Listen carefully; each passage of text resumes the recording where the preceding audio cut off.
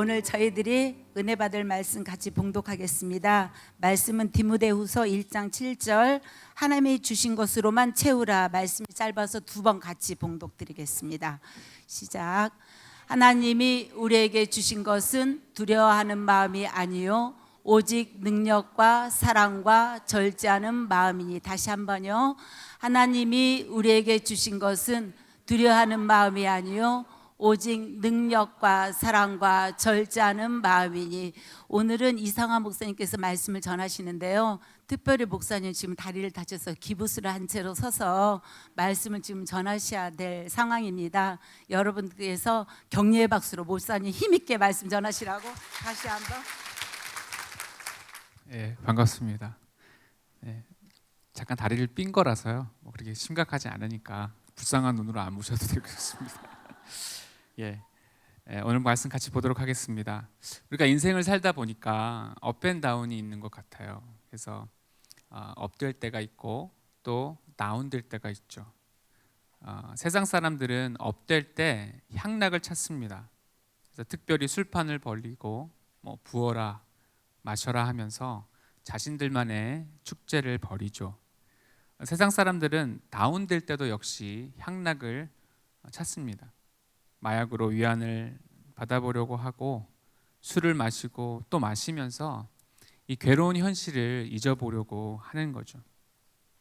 마약의 기운이 사그라지고 술이 깨고 나면 아무것도 변한 것이 없는 그런 현실 앞에서 괴로움만 더해가는 것입니다. 반면에 우리 믿는 자들은 다운될 때 어디로 갑니까? 마음이 흔들리고 또 주체할 수 없는 슬픔이 밀려올 때도 어디를 찾습니까? 바로 하나님을 찾는 것이죠. 하나님의 넓은 품 안으로 우리는 들어가게 되는 것입니다. 하나님이 우리의 슬픔을 위로해 주시고 우리의 눈물을 닦아 주십니다. 세상이 줄 수 없는 평안을 우리에게 공급해 주시고 우리로 하여금 다시 일어서게 해주시는 것이죠. 또한 우리 믿는 자들은 업될 때, 즐겁고 행복할 때도 역시 하나님께로 나아갑니다. 왜냐하면 지금의 형통함, 지금의 행복, 지금의 기쁨이 바로 우리 하나님께서 주신 것이라는 것을 우리가 알기 때문에 그렇습니다.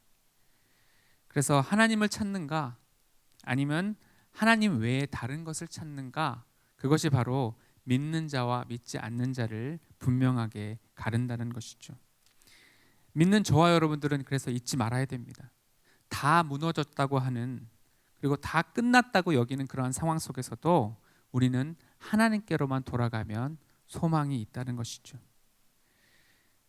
가을철이 되니까 마음이 무너지기 쉬운 것 같습니다. 스산한 날씨와 함께 외롭고 힘들다고 여기는 분들이 계실 수 있다고 생각합니다. 그래서 작은 외로움도 또 작은 어려움도 확대해서 생각하기 쉬운데, 기억하셔야 될 것은 뭐냐면 바로 우리가 힘들고 어려울 때 돌아가야 할 곳은 바로 우리 하나님 품이라는 것입니다. 자, 하나님께로 돌아갈 때 하나님이 우리에게 주시는 것이 있어요. 하나님께서 주시는 것은 우리가 채우면 되는 것이고, 반면에 하나님께서 우리에게 주시지 않은 것이 있습니다. 그런 것들은 버리면 된다라는 것이죠. 오늘 본문을 또 다시 한번 또 읽어보겠습니다. 시작. 하나님이 우리에게 주신 것은 두려워하는 마음이 아니요 오직 능력과 사랑과 절제하는 마음이니. 아멘. 먼저 하나님께서 우리에게 주시지 않은 것이 뭔가요? 그것은 두려워하는 마음입니다. 반면에 하나님께서 우리에게 주신 것이 있습니다. 그게 뭡니까?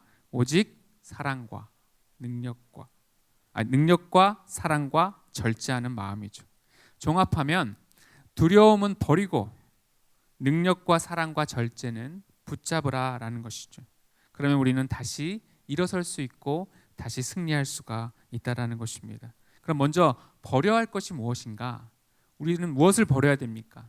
우리는 두려움을 버려야 되죠. 본문에 하나님이 우리에게 주신 것은 두려워하는 마음이 아니다라고 했습니다.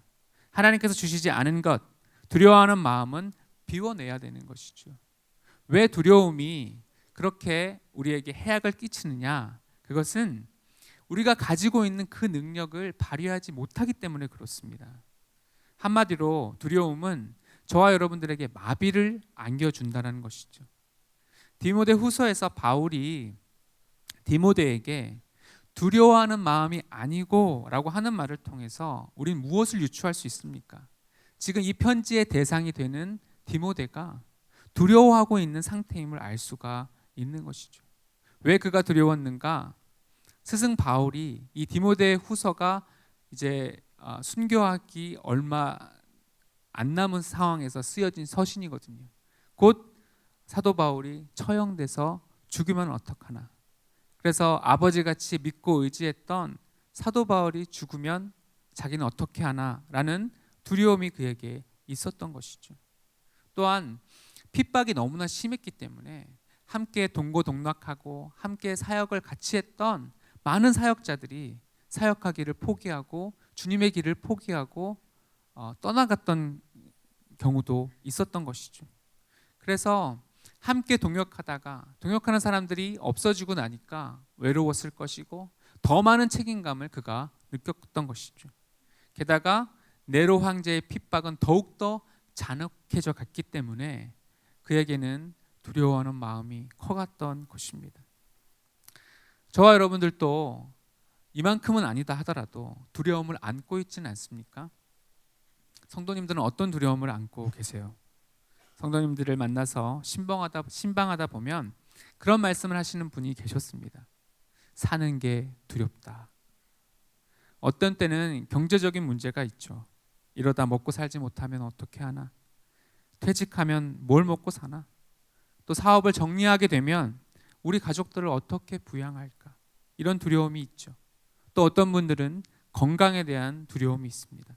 병원 가기가 두렵고 이 중년 이상이 되게 되면 암이라든지 각종 성인병에 대한 두려움이 있습니다. 그뿐만 아니라 사람들과 어떤 관계 속에서도 그 관계가 점점 좁아지게 되면 거기에 대한 두려움도 있게 마련이라는 것이죠. 그래서 많은 분들이 그런 생각을 합니다. 그냥 한순간만이라도 좀 걱정이나 두려움 없이 지내면 좋겠다라고 말이죠. 그렇다면 성경에서 말하는 두려움의 뿌리는 어디에서 온 것입니까? 하나님께로부터 온 것이 아니다라고 한다면 그것은 마귀로부터 왔겠죠. 마귀가 우리에게 두려움을 안겨다 준다는 것이죠. 요한복음 8장 44절 같이 보겠습니다.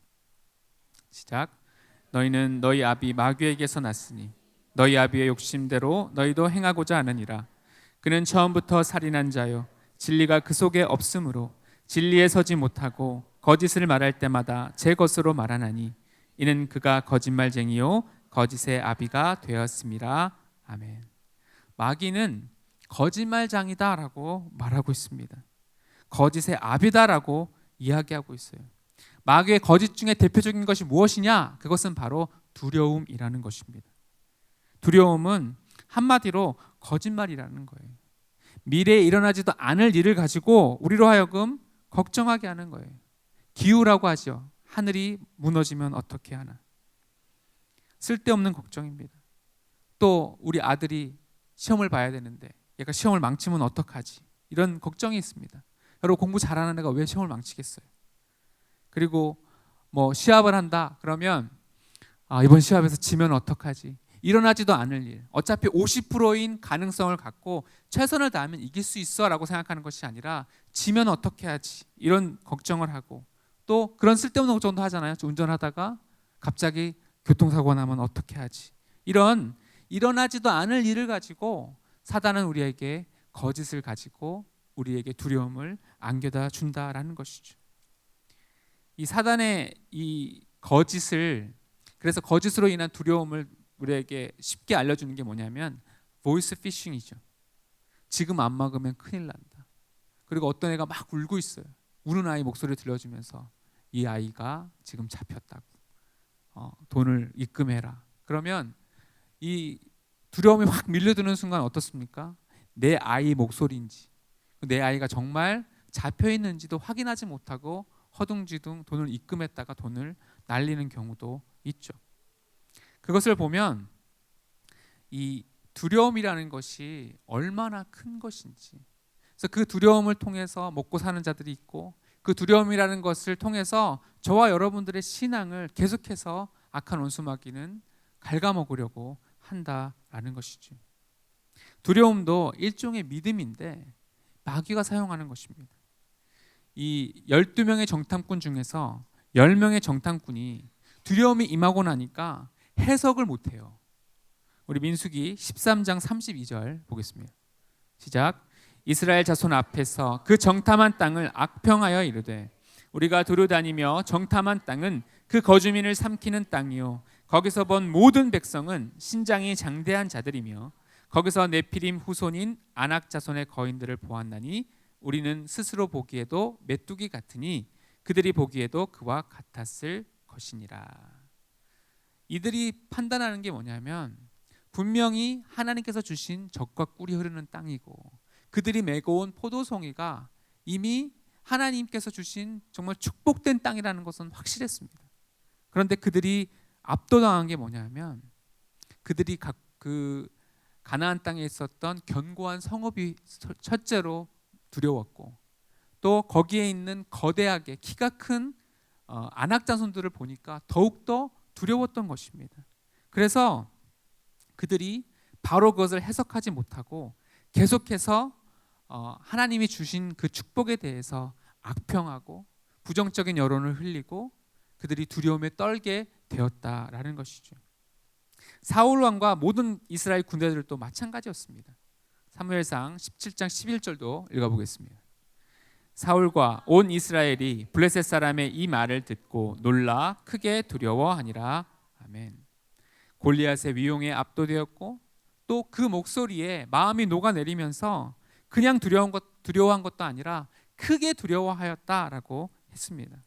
그런데 모두가 두려워할 때 그것을 두려워하지 않았던 한 사람에 의해서 골리앗이 무너지죠. 다윗은 확신했습니다. 자기가 양떼를 칠 때 그 양을 물어가는 사자와 곰이 있었죠. 근데 사자와 곰은 사실은 본능적으로 행동한 거예요. 배고파서 양을 물어갔던 거고 배고파서 그 양들을 가져갔던 것인데 하나님께서 다윗을 지키시니까 어떻게 했습니까? 그들을 쳐서 무너뜨리고 그 양을 빼왔던 것이죠. 그래서 다윗은 확신했어요. 하나님께서 나를 지키신다라는 거. 근데 지금 보니까 이 골리앗이 하나님의 이름을 모독하고 있고 하나님의 군대를 모욕하고 있습니다. 이것은 반드시 하나님께서 처단할 것이라는 확신을 그가 가졌기 때문에 그가 믿음의 돌을 들고 나아갈 수가 있었던 것이죠. 그래서 승리는 누구에게 오느냐 하면 두려움을 이긴 자에게 온다라는 것입니다. 우리 시편 127편 1절로 2절도 읽겠습니다. 시작. 여호와께서 집을 세우지 아니하시면 세우는 자의 수고가 헛되며 여호와께서 성을 지키지 아니하시면 파수꾼의 깨어 있음이 헛되도다. 너희가 일찍이 일어나고 늦게 누우며 수고의 떡을 먹음이 헛되도다. 그러므로 여호와께서 그의 사랑하시는 자에게는 잠을 주시는도다. 아멘. 이 말씀이 무엇을 가리키고 있습니까? 우리가 아무리 일찍 일어나도 또 늦게 자면서 밤낮 열심히 뛰어봐야, 그래서 수고의 떡을 먹어봐야 하나님께서 집을 세우지 아니하시면 또 하나님께서 그 성을 지켜주시지 아니하시면 아무런 소용이 없다라는 것이죠. 하나님께서 지켜주시면 걱정할 것이 없다는 거예요. 모든 운명의 열쇠를 누가 쥐고 계십니까? 그것은 하나님께서 쥐고 계시는 것이죠. 그래서 내가 두려워한다고 일이 되는 것이 아니라 하나님이 지키시고 하나님이 세우실 때에만 그 일이 된다라는 것입니다. 하나님께서 저와 여러분을 지키심을 믿으십니까? 하나님께서 여러분의 출입을 영원토록 지키고 계십니다.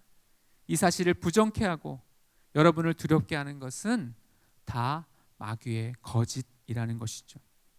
하나님께서 그 지키시는 자에게 잠을 주신다, 다른 말로 평안을 주신다라고 했습니다. 두려움에 사로잡힌 사람의 두 가지 특징이 있어요. 첫 번째는 잠을 잃어버립니다. 불면증에 시달리죠. 두려움과 걱정 때문에 잠이 오지를 않습니다. 또 하나의 특징은 뭐냐면 입맛이 없어요. 다 인간이 할 수 있는 기본적인 것인데 잠을 잃어버리고 식욕을 잃어버리고 그렇게 무기력하게 살게 되는 것입니다. 저도 40여 년 살아오면서 한 번 정도 그런 일이 있었습니다. 잠이 정말 안 오는, 제가 언제든지 자라 그러면 잘 수 있는 잠을 참 사랑하는 사람인데 잠이 정말 안 오고, 그리고 식욕 자체가 없고 혓바닥이 그냥 손바닥 같은 그러한 어려움이 있을 때가 있습니다.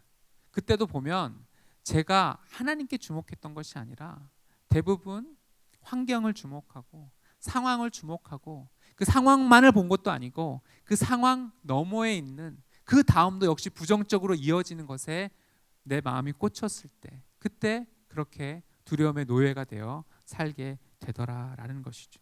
하지만 그때 우리가 찾을 것은 하나님이죠. 하나님의 품이고 하나님께 내어 맡기는 것이 우리에게 필요하다라는 거예요. 초대교회도 보니까 야고보가 순교한 다음에 다음번 순교 대상이 바로 베드로였었습니다. 이제는 다음 날이면 베드로가 죽는 거죠. 그래서 교회에서 베드로를 위해서 기도했습니다.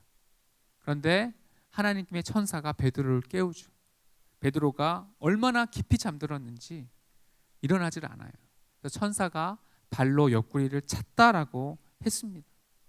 어떻게 베드로는 내일 죽을지도 모른다라는 그 소식을 듣고도 그가 이렇게 깊은 잠에 빠질 수가 있었습니까?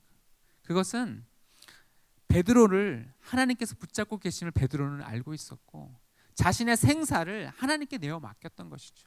자신의 모든 염려를 하나님께 내어 맡겼던 것이죠. 그래서 내일 죽는 한이 있더라도 나는 오늘 하나님께서 주시는 그 잠으로, 그 평안함으로 그가 편안할 수 있었다라는 것입니다. 그래서 베드로가 베드로전서 5장 7절에서 이렇게 말합니다. 같이 보겠습니다. 너희 염려를 다 주께 맡기라. 이는 그가 너희를 돌보심이라. 아멘. 우리의 삶에 있는 모든 염려, 모든 두려움을 주님께 맡기라는 것이죠. 그러면 하나님이 저와 여러분을 돌보시기 때문에 그러한 두려움은 가져가시고 베드로에게 주셨던 그 평안함, 베드로에게 주셨던 그 잠을 저와 여러분에게 주실 줄로 믿습니다. 그래서 두려움에서 벗어나서 하나님의 약속을 붙잡고 든든하게 믿음으로 서는 저와 여러분 되시기를 바랍니다. 자, 마귀가 던져주는 두려움은 버리고, 그렇다면 우리가 채워야 할 것은 무엇입니까? 그것은 능력과 사랑과 절제라는 것이죠. 첫 번째, 능력입니다. 자, 능력이라는 그리스어 단어가 아실 거예요. 두나미스라고. 거기서 파생된 단어가 다이너마이트입니다. 무슨 뜻인가? 두나미스는 폭발시키는 강력한 힘을 말하는 것이죠. 이 두나미스라는 단어가 대표적으로 나오는 구절이 사도행전 1장 8절이에요. 같이 보겠습니다. 시작. 오직 성령이 너희에게 임하시면 너희가 권능을 받고 예루살렘과 온 유대와 사마리아와 땅 끝까지 이르러 내 증인이 되리라 하시니라. 아멘. 여기서 권능에 해당되는 것이 바로 두나미스예요. 성령이 임하면 뭘 받습니까? 두나미스, 즉 권능, 능력을 받는다라는 것입니다. 이 두나미스의 능력 때문에 예루살렘에서 온 유대와 사마리아와 땅 끝까지 이르러 하나님의 증인이 될 것이라고 말씀하고 있는 것이죠. 즉, 이 능력이 결국은 복음 증거하는 하나님의 일을 감당하는 저와 여러분에게 있는 원동력이 된다라는 것입니다. 자, 사도 바울이 디모데 후서를 통해서 디모데에게 권면하는 내용이 바로 두려워하지 말라는 것이었는데, 바로 복음 증거의 사명은 내가 두려워한다고 되는 것이 아니라 하나님께서 공급해 주시는 이 두나미스의 능력을 받을 때에만 그것이 가능하다는 것을 말씀해 주고 있는 것이죠. 스가랴서 4장 6절도 같이 보겠습니다. 시작. 그가 내게 대답하여 이르시되 여호와께서 스룹바벨에게 하신 말씀이 이러하니라. 만군의 여호와께서 말씀하시되 이는 힘으로 되지 아니하며 능으로 되지 아니하고 오직 나의 영으로 되느니라. 아멘.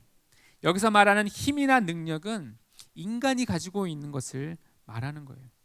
인간의 능력으로 되는 것이 아니라 하나님의 영이 주시는 그 능력으로만, 두려움을 물리치고 온 세계에 주의 복음을 전할 수 있게 되는 것입니다.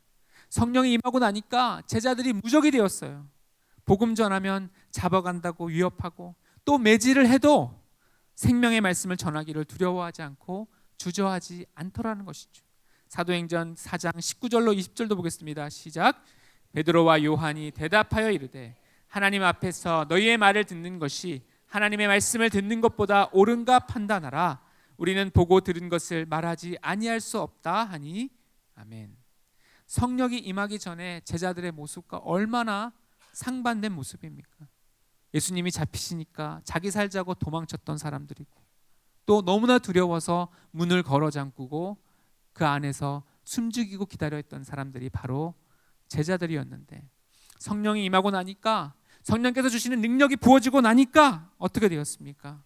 그들이 너를 잡아서 죽이겠다라고 해도 하나님 앞에서 너희 말을 듣는 것이 맞느냐? 하나님의 말씀을 듣는 것이 맞느냐라고 하면서 나는 보고 들은 것에 대해서 증언하지 않을 수 없다라고 하면서 당당하게 믿음으로 나아갔던 것이죠. 주의 일을 감당하고 특별히 주의 복음을 전하는 것은 이 성령의 능력이 없으면 힘겨울 수밖에 없습니다. 성령을 의지하여 성령께서 주시는 능력으로 행하게 되면 일은 하는 것이 아니라 일은 되는 것이 됩니다.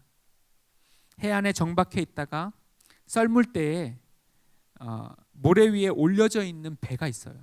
이 배는 장정 며칠 밀기도 너무나 힘겹습니다.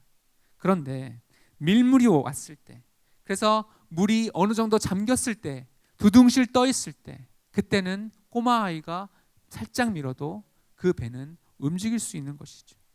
이 하나님께서 주신 능력이 바로 이러한 능력이라는 거예요. 밀물대에 밀리는 그러한 배와 같이 하나님께서 주시는 그 능력으로 일하면 우리가 힘겹게 짠해서 고민하면서 일하는 것이 아니라 하나님께서 영혼을 주셨고 하나님께서 생명 살리는 일을 위해서 나를 부르셨구나, 기쁜 마음으로 감당할 수가 있게 된다라는 것이죠. 그래서 성령의 은혜 속에서 일하는 저와 여러분이 되어야 될 줄로 믿습니다. 그렇다면 성령이 언제 임했는가? 이것이 또한 포인트죠. 오순절날 마가의 다락방에서 120명의 제자들이 하나님께 기도할 때 성령이 강력하게 임하였던 것이죠. 능력은 성령께서 주시는 것입니다. 그래서 종합하면 우리가 언제 능력을 받을 수 있는가? 바로 하나님께 기도할 때입니다. 하나님께 기도하면서 하나님의 능력을 다운로드 받을 때에만 그 능력이 우리에게 임하는 것이죠. 우리 출애굽기 17장 11절도 보겠습니다. 시작. 모세가 손을 들면 이스라엘이 이기고 손을 내리면 아말렉이 이기더니 아멘. 우리의 승리는 우리가 기도의 손을 들 때 그때 주어지는 것입니다. 반면에 우리가 기도의 손을 내릴 때는 어떻게 되겠습니까? 그때는 우리가 패배하게 된다는 것이죠. 혹시 여러분이 패배하고 있다면 우리가 든 기도의 손이 내려가 있지는 않은지 점검해 봐야 될 것입니다. 그래서 기도를 통해서 성령의 임재 속에 하늘의 능력을 다운로드하기를 바랍니다. 그래서 두나미스의 능력이 임할 때 거침없이 예루살렘과 온 유대와 사마리아와 땅끝까지 이르러 주의 복음을 전하는 저와 여러분이 될 줄로 믿습니다. 자, 하나님이 우리에게 주신 것은 두 번째로는 사랑이죠. 그리스어에는 사랑을 구분해서 쓰고 있습니다. 여기서 쓰고 있는 단어는 아가페입니다. 하나님의 무조건적인 사랑을 말하죠. 성경을 사랑으로도 요약할 수 있잖아요. 하나님을 마음과 정성과 뜻을 다해서 사랑해라. 그리고 또한 동시에 내 이웃을 너의 몸과 같이 사랑하라 라는 것입니다. 하나님을 아가페하고 하나님을 아가페한 그 사랑으로 다시 이웃도 아가페하면서 살아가는 것이 바로 믿는 자의 사명이다라는 것이죠. 권능 혹은 능력은 일하는 데에 관계가 있는 것이고 그래야 일을 잘하겠죠. 근데 사랑은 성품과 관련이 있는 것입니다. 일을 할 때는 능력을 받아야 되는 것이고, 그렇지만 우리가 하나님의 일을 감당할 때는 성품의 축복도 반드시 받아야 되는 것이죠. 성품과 성품으로 일하게 되는 그 사랑이 우리 안에 반드시 있어야 된다라는 것입니다. 능력과 사랑은 사실은 같이 가야 된다는 것이죠. 결혼하셔서 아시겠지만 능력만 있고 사랑이 없으면 불행한 결혼 생활입니다. 그렇다고 사랑은 많은데 능력이 없다. 이것도 만만치 않게 불행한 거예요. 그래서 두 가지가 사실은 같이 있어야 되는 것입니다. 그래서 하나님께 능력과 동시에 하나님께서 주시는 사랑도 우리가 받아야만 하나님의 일을 아름답게 감당할 수가 있는 것이죠. 우리가 복음을 전할 때도 마찬가지입니다. 능력을 따라서 일이 되죠. 그래서 그가 복음을 받아들이고 하나님의 자녀가 되었습니다. 그럼 여기서 끝인가요? 그렇지 않죠. 이 사람이 교회 안으로 들어와야 되고 그가 양육을 받아야 되고 그가 받아야 될 하나님의 사랑을 그가 받아야 되는 것입니다. 능력만 받고 율법주의적으로 나갔을 때 그는 바리새인으로밖에는 자랄 수가 없는 것이죠. 우리가 얼마나 많은 눈물로써 우리 교회 안으로 발을 디딘 그 한 영혼을 위하여서 양육하고 사랑하고 아낌없이 그에게 은혜를 베풀 때 그가 사랑 안에서 아름답게 자랄 수가 있는 것입니다. 그러므로 우리는 우리에게 있는 것을 주는 것이 아니기 때문에 하나님께 사랑을 구해야 돼요. 하나님의 아가파의 사랑을 나에게 부어달라는 기도가 우리에게 있어야 된다는 것이에요. 로마서 5장 5절을 또 읽겠습니다. 소망이 우리를 부끄럽게 하지 아니함은 우리에게 주신 성령으로 말미암아 하나님의 사랑이 우리 마음에 분바됨이니. 아멘. 자, 우리의 힘으로 나 아닌 다른 사람을 무조건적으로 어떤 상황 속에서도 사랑할 수 있는가? 대답은 노우죠. 불가죠. 하나님께서 독생자 예수 그리스도를 주신 그 사랑을 우리에게 부어 주실 때에만, 그것이 우리 안에서 차고 넘칠 때에만 그 사랑을 가지고 우리는 사랑을 전할 수가 있는 것입니다. 사실 사랑을 전하기 위해서는 전제되어야 될 것이 있어요. 그것은 우리의 이기심, 우리의 자기 중심주의적인 그러한 자아가 깨어져야 된다는 거예요. 갈라디아서 2장 20절을 읽겠습니다. 내가 그리스도와 함께 십자가에 못 박혔나니 그런즉 이제는 내가 사는 것이 아니요 오직 내 안에 그리스도께서 사시는 것이라. 이제 내가 육체 가운데 사는 것은 나를 사랑하사 나를 위하여 자기 자신을 버리신 하나님의 아들을 믿는 믿음 안에서 사는 것이라. 아멘. 하나님의 사랑이 아무리 부어져도 내 자아가 아직도 살아있고 내 정과 욕심이 살아있으면 그 사랑을 결코 흘려보낼 수가 없게 되는 거예요. 한홍 담임 목사님의 저서 아멘 그 다음이 중요하다에서 말씀하고 있는 핵심 내용이 무엇인가? 그것은 신앙생활을 너무나 오래 한 사람인데도 불구하고 믿음의 본을 보여야 될 자리에서 믿음의 본을 보이지 못하고 세상 사람들과 똑같이 살아가는 것을 보면서 너무나 안타까우셨다는 거 아닙니까? 도대체 말씀을 어디로 들었는지가 의아스럽다는 것 아니겠어요? 말씀을 듣는 자세, 말씀을 듣는 태도, 거기에 문제가 있다는 것이죠. 그 태도의 문제는 어디서 나오는가? 바로 내 자아가 죽지 않았을 때 나오는 거예요. 내가 아직도 펄펄 살아있고 육체의 욕심이 더욱더 커져만 가면 성령의 소욕은 사그라들 수밖에 없는 것이죠. 그런 사람에게 하나님의 사랑이 아무리 부어져도 그것을 담아낼 수 없고 그것을 또한 옆에 사람들에게, 내 사랑을 펼쳐야 되는 사람들에게 펼칠 수가 없게 되는 것입니다. 그러므로 우리는 늘 하나님 앞에서 이 갈라디아서 2장 20절의 고백이 있어야 될 줄로 믿습니다. 정말 그리스도와 함께 십자가에 못 박혀 죽게 하여 주옵소서. 오늘도 내 뜻과 내 생각대로 사는 것이 아니라 우리 하나님 부어주시는 하나님의 뜻을 따르게 하시고 하나님의 말씀대로 살아가는 하루하루의 삶이 되게 해달라고, 그래서 성령께서 주장해 주시는 삶이 되게 해달라고 기도하는 저와 여러분 되시기를 바랍니다. 이번 주에 간증 집회를 오시는 박효진 장로님이 계십니다. 이분이 젊었을 때는 살벌한 눈빛으로 유명했던 교도관입니다. 그래서 그분의 별명이 싸늘한 태양, 그래서 굉장히 매서웠다고 하죠. 그래서 그분에게 있어서 왜 그렇게 무서웠냐면 재소자들에 대한 태도였습니다. 재소자들은 인간이 아니고 짐승만도 못한 자라는 거예요. 그래서 그들에게 약은 몽둥이로 때리고 머리곤 뭐 몸이건 어디건 쳐가지고 자기가 원하는 대로 굴복시키고 그래서 압도하는 그래서 억압하는 그러한 교도관의 모습을 그가 갖고 있었습니다. 하지만 장로님이 예수 그리스도를 인격적으로 만나시고 나서 그가 제소자들에 대한 그의 눈빛과 태도가 완전히 바뀌었다라는 것이죠. 하나님의 그 사랑, 하나님의 아가페의 사랑을 그가 완전히 체험하고 나니까, 그래서 그가 완전히 그리스도 안에서 십자가에 못 박혀 죽고 나니까 하나님의 아가페의 사랑이 그에게 정말로 충만하게 부어져서 그 부어진 그 아가페의 사랑이 또 흘러 넘치는 것을 통하여서 그 제소자들에게 예수 그리스도의 복음을 전하고 그를 믿어주고 사랑해주고 눈물로 기도해주는 그러한 일들을 통하여서 수많은 영혼이 바뀌었다라는 것이죠. 그래서 그분이 책을 쓰셨어요. 두 가지를. 하나는 하나님이 바꾸지 못할 영혼은 없다. 또 하나는 하나님이 포기한 영혼은 없다라는 것이죠.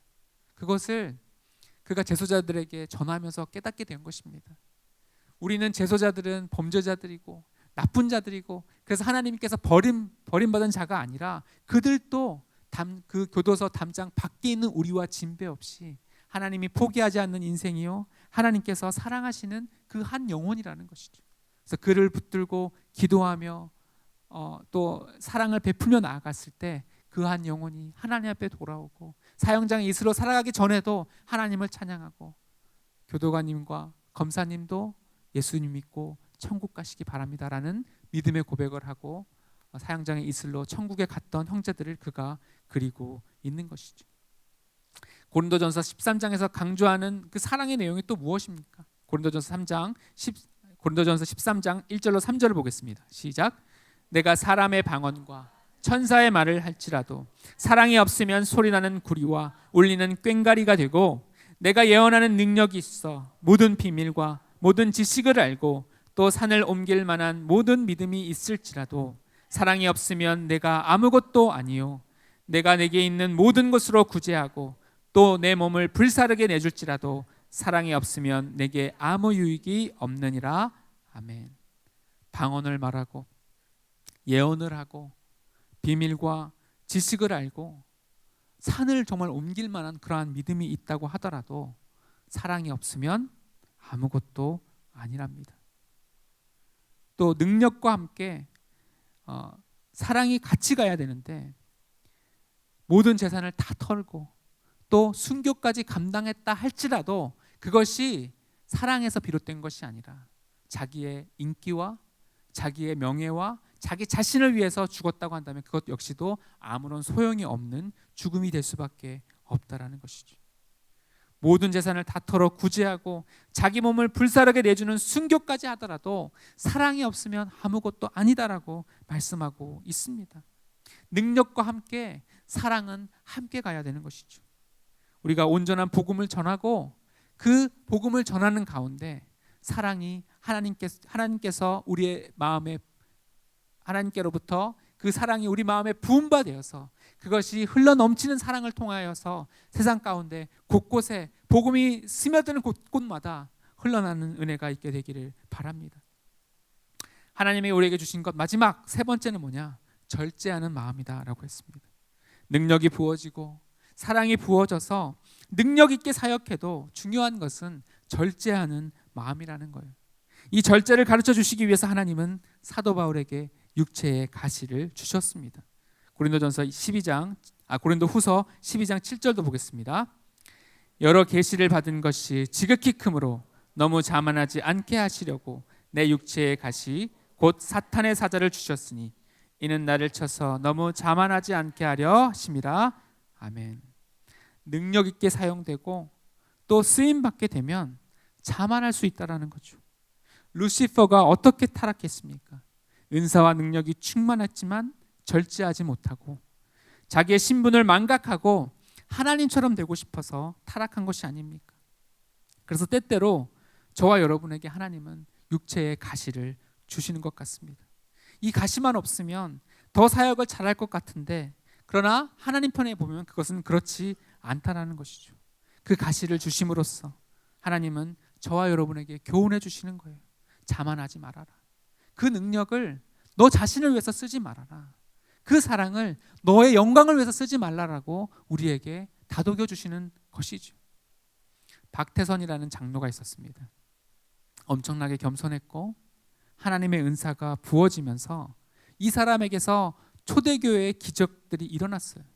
저희 장모님도 박태선 장로 집회에 가서 못 걷는 사람이 걷게 되고 맹인이 눈을 뜨고 각종 질병이 치유받는 것을 목격했다고 합니다.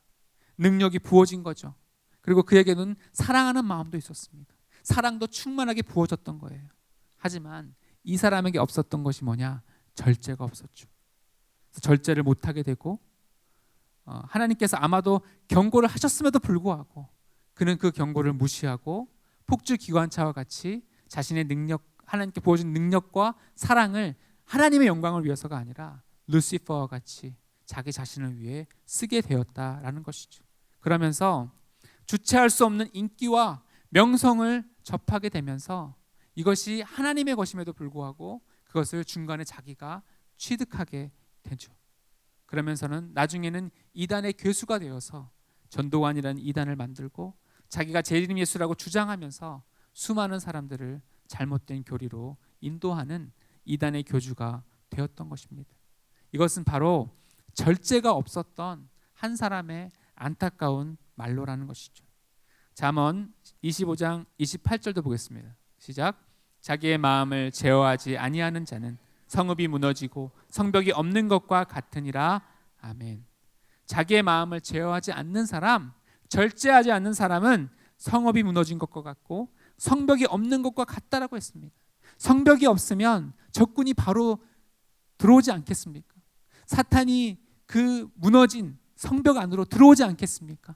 그래서 박태선 장로라는 사람이 넘어진 것이고 수많은 그 능력 있게 쓰임 받았던 사람들이 넘어졌던 이유가 어디에 있는가? 그것은 바로 절제하지 않았기 때문에 그렇다라는 것입니다.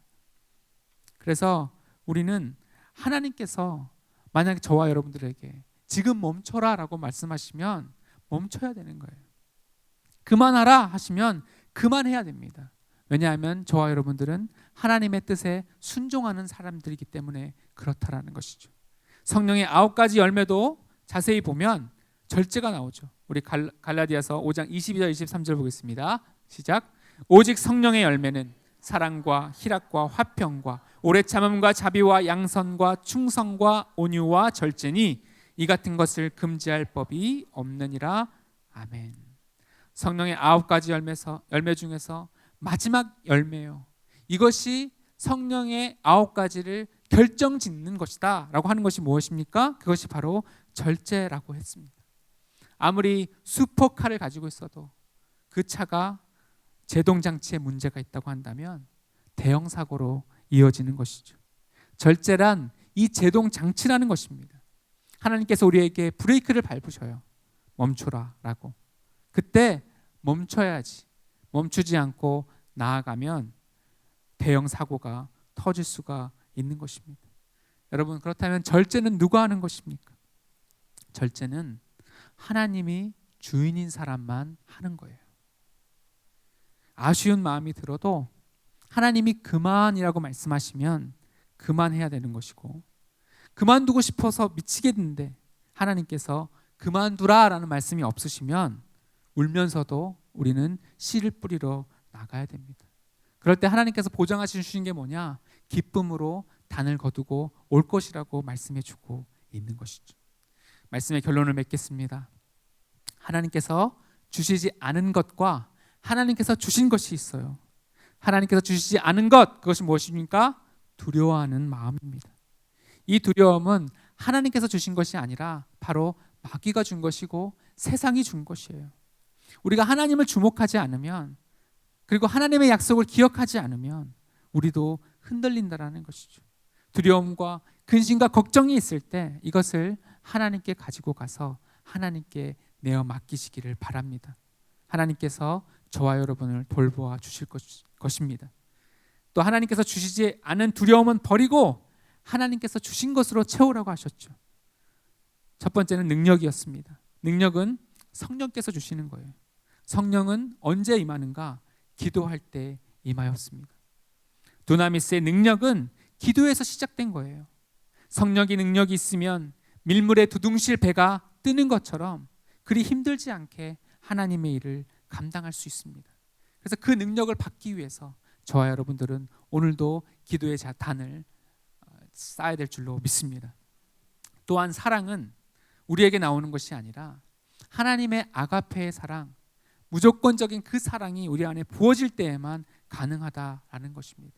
그래서 그 능력을, 그 사랑을 우리가 우리의 심령으로, 우리의 영혼으로 가득가득 부음을 받아야 되는 것입니다. 그래서 그것이 흘러넘치도록 받아서 그 흘러넘치는 그 은혜를 통하여서 그 사랑을 전해야 된다라는 것이죠. 사랑이 많아도 우리가 하나님 앞에서 내 자아가, 나의 욕심이 살아있으면 그 사랑이 내 안에도 흘러나올 수 없을 뿐만 아니라 사람들에게도 그 사랑을 흘려보낼 수가 없어요. 오히려 독을 흘려보내게 되고 사람들에게 상처를 주는 일들이 벌어지게 되는 것입니다. 그래서 아무리 몇십 년을 봉사하고 하나님 앞에서 헌신했던 사람이라고 하더라도 그의 삶의 변화가 일어나지 않는 이유는 그가 자기의 정과 욕심을, 자기 자아를, 시퍼렇게 살아있는 그 자아를 십자가에 못 박아 죽이지 않았기 때문에 그렇다라는 것이죠. 그래서 나를 완전히 죽여서 성령께서 주시는 그 성령의 음성을 따라 그 성령이 부어주시는 그 하나님의 차고 넘치는 사랑을 부여받아 그 사랑으로 섬김을 감당하는 저와 여러분 되시기를 바랍니다. 마지막으로 능력과 사랑이 충만해도 절제가 없으면 안 되는 것이죠.